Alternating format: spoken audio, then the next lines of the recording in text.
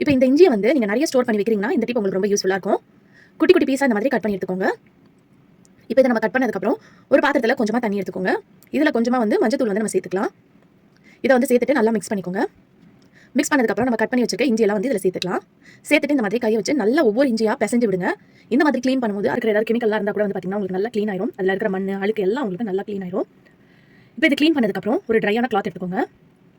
இப்போ இந்த கிளாத்தில் வந்து அந்த இஞ்சியை வந்து நம்ம வச்சுக்கலாம். இந்த மாதிரி வச்சதுக்கப்புறம் இதை வந்து நல்லா வந்து நம்ம தொடச்சி விட்டுக்கணும். அதில் இருக்கக்கூடிய ஈரம் எல்லாம் வந்து பார்த்தீங்கன்னா போகணும். இந்த மாதிரி தொடச்சிட்டு ஒரு ஃபேனுக்கு அடியில் வந்து ஒரு 10 நிமிஷம் வந்து வச்சு விட்டுருங்க. அந்த மாதிரி வைக்கும்போது அது நல்லா உங்களுக்கு ட்ரை ஆகி கிடைக்கும்.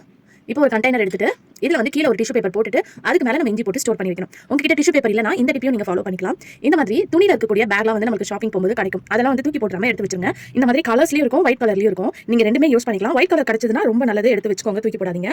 இப்போ இதை வந்து உங்களுக்கு எந்த சைஸ் வேணுமோ அதுக்கேற்ற மாதிரி நீங்கள் கட் பண்ணி எடுத்துக்கலாம். இதை வந்து நம்ம டிஷ்யூ பேப்பர் எதுக்கெல்லாம் நம்ம யூஸ் பண்ணுவோமோ அது மாதிரி யூஸ் பண்ணிக்கலாம். பட் டிஷ்யூ பேப்பர் வந்து பார்த்தீங்கன்னா யூஸ் அண்ட் த்ரோ. இது வந்து நம்ம வாஷ் பண்ணி கூட யூஸ் பண்ணிக்கலாம்.